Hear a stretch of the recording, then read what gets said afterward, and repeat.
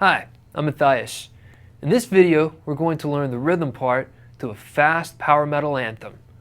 The main techniques that we'll focus on will be linear alternate picking and left-hand position shifting. There's two basic sections of this song. Let's start with riff A.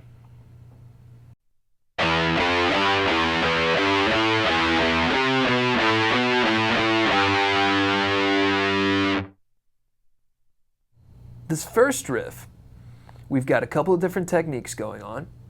We've got left hand shifting, and we have alternate picking in the right hand. So looking at the first few notes, we're starting in measure 9. I'm playing the low E, followed by F, and then G. When I play the low E again, I'm going to shift my left hand up to the third position. That means I'm placing my index finger at the third fret. That'll put me in position for the next sequence of notes. So measure 9, the entire thing right there would be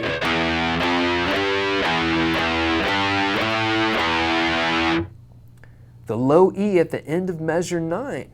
I'm then going to shift my hand up to the 5th position to prepare myself for measure 2. And that's where I'll have the C up here at the 8th fret with my 4th finger, my pinky. If you don't like using your pinky, tough, learn to use it. If you want to be a good guitarist, we've got 5 fingers. Let's use them all. So we're going to play the C with our 4th finger, and then B with our 3rd finger, and then back down to A with the 1st finger. So starting at the beginning of riff A, I'll go through the first measure and then the first part of the second measure.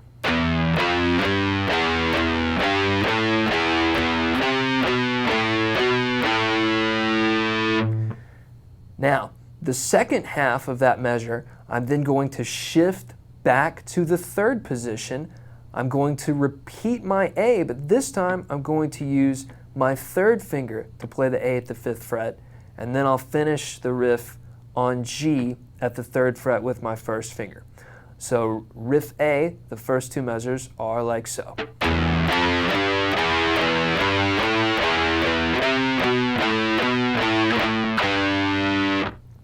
Now as your hand is shifting, you want to make sure that your thumb back here stays very relaxed. If you're squeezing these notes, it's going to make shifting very difficult. You might not get to a fret in time. You might not completely get to a note. Just try to keep your thumb nice and relaxed. And so as you're playing that, the thumb will shift with the hand, just nice and smooth.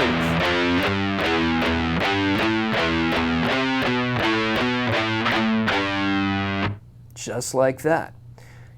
Take this riff, work it with a metronome, gradually speed up the tempo, but don't go too fast too soon. Now, in the right hand, we have a constant alternating motion. This is all on one string, so the right hand is fairly simple. It's the left hand that has a little bit more complexities. Right hand, just straight down, up motion. If you need to rest the hand back here at the bridge, do so. That'll also help to mute any extra noise coming from the other strings, especially if you have some hot pickups. Just make sure that you're not putting pressure down there. If you put pressure, that's going to create tension, that's going to slow you down. You want to just keep a nice relaxed hand as you're playing through this piece. Now, let's take a look at riff B.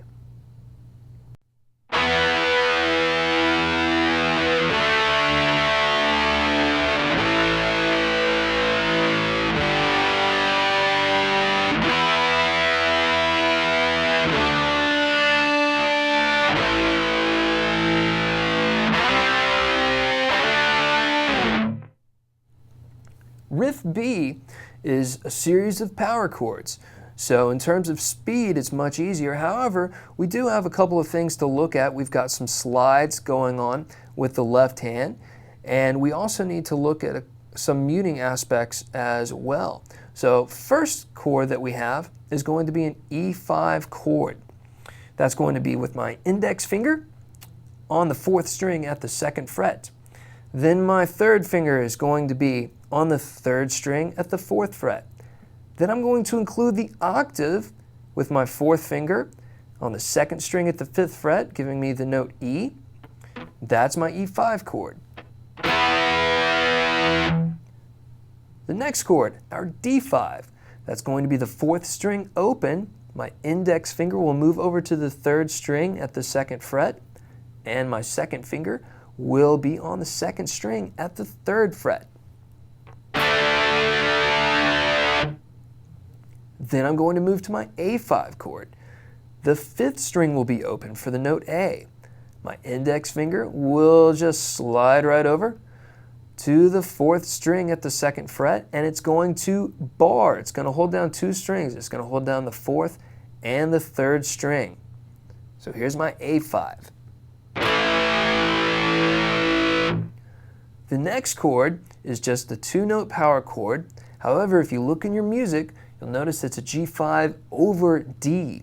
What that means is it's a G5 power chord, but the bass note is not G, the bass note is D. And so the way we're playing this is we have both the 4th and 3rd strings are open. Makes it very easy to play.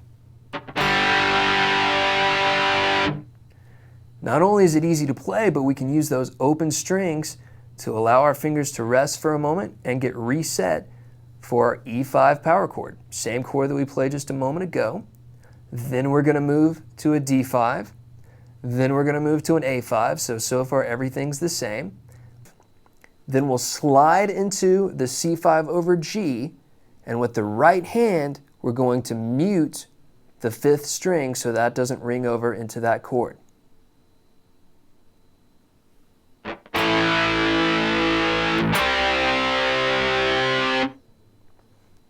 After we've played the C5, then we'll slide into the D5. This is also a 2-note power chord with an A in the bass and a D above it. So the sound moving from the C5 to the D5 is like this.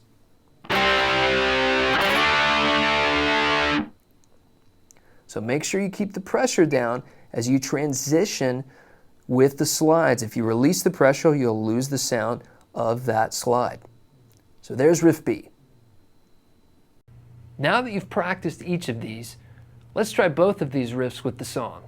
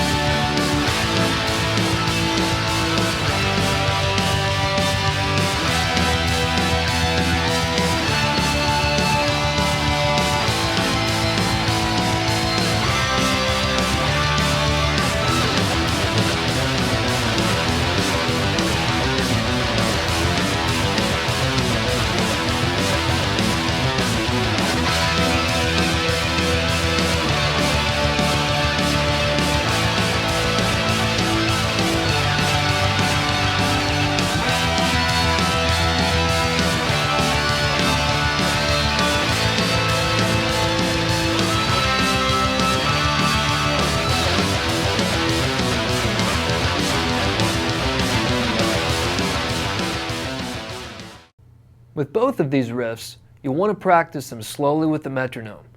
Gradually speed up your tempo, but make sure that you maintain accuracy and control. The speed of the song is 200 beats per minute, so while the power chord section we went over is pretty simple, the melodic section in riff A and the transition to riff B can be quite challenging. So have fun with this song, and if you don't have it, check out my Metal Guitar Method. The book, DVD, and online package includes 3 hours of intense metal training, along with 24 songs with backing tracks. Until next time, go forth and rock.